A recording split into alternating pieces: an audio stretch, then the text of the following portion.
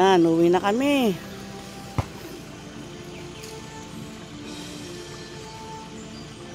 Tapos ng bakasyon. Tapos ng bakasyon. Kaya uwian na. Dito ako nagbakasyon sa kapatid ko. Sila rin ay nagbakasyon. Sumama rin lang ako kasi para makita naman din yung lugar. Madalaw yung lugar na pinagmulan.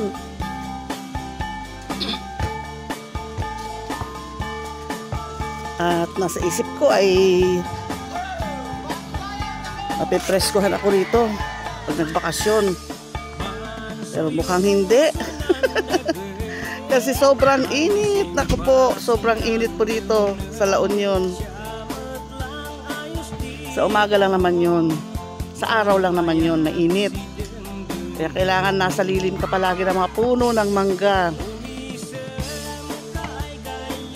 Pero sa gabi, nako, lalo na madaling araw. Pag gabi na yung hapon na, napakalabig at napakalakas ng hangin. Ang sarap kumupo dyan, magsabit ka ng duyan. Tapos nagpapahangin kasi malakas ang hangin. Sa hapon po yun, yung maggagabi na. Pero sa madaling araw, alauna, start na yung napakalamig. Sobrang lamig dito. Hindi na kailangan ng electric fan, hindi na kailangan ng pamaypay. Ang kailangan muna pag madaling araw ay kumot. Balance naman din, malamig sa gabi, mainit sa araw. Yan, halatang summer na summer kasi dry na dry talaga yung bundok. Yung mga puno na nasa bundok, sobrang dry. Yung mga dahon nagkandalagas. Tapos ang balon, konti na lang ang laman. Tama-tama lang na pagkonsumo sa pang araw-araw. Halimbawa, ligo, hugas, labas, saing, ganon. Pero yung maglalagay ka pa ng tubig sa swimming pool, hindi nakakayanin.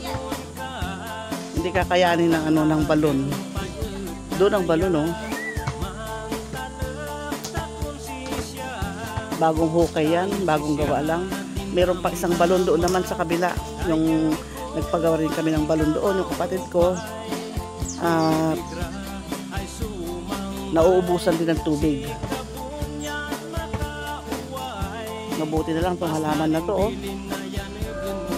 nakaka-survive. Hindi nalalagas ang mga dahon dahil sa nalililiman siya ng bahay. Paghapon, hindi siya natatapakan ng araw. Yan, bakasyon. Kaming apat na magkakapatid ay magkakasama. Yan yung bunso namin. Ay, Beng, alis na kami.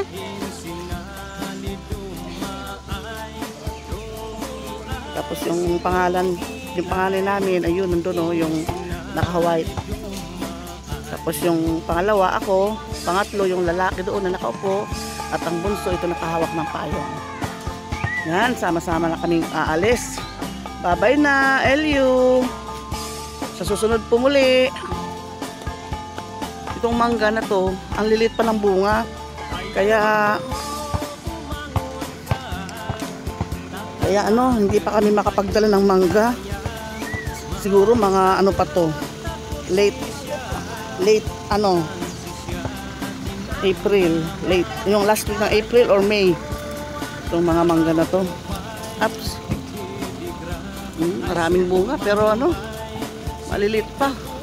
Pero kung gusto nang magdala, masarap yan sa tanggalin yung buto, masarap sa usaw.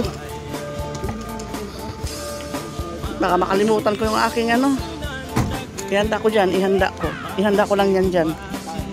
Yan ay akyat mo muna kasi atras muna dyan muna uncle, ako na lang magdala. Kukunin ko lang yung bag ko na isa. Atras na yung sasakyan. Pag ganitong summer nakakarating ang sasakyan dito sa Bakuran. Pero pag tag-ulan, pag umuulan na, maputik na yung taltalon o yung tambak. Tagalog, pilapil. Yan, maputik na. Uncle? Patungtong ko? Ito'y pa, mikropono.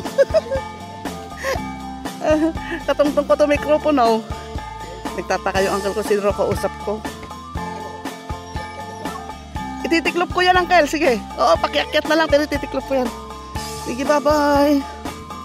Kukunin ko muna yung bag ko pala.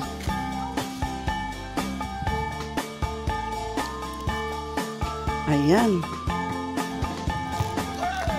Sasama kayo? Doon kay Uncle Sander.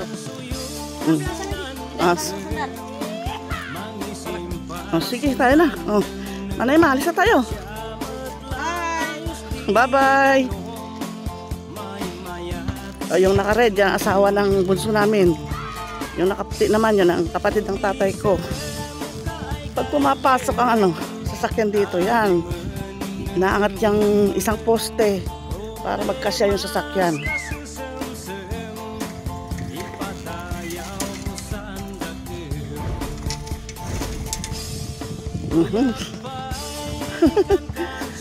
Yan ang paborito kong daanan, papunta doon sa shortcut sa taas. Yung lagi kong ipinapakita, binablog. Aakyat dyan, no? Hihingaling ka hanggang makarating ka doon sa taas. Pero ngayon, dahil nandito ang sasakyan, dito na kami. Dadaan sa Pilapil.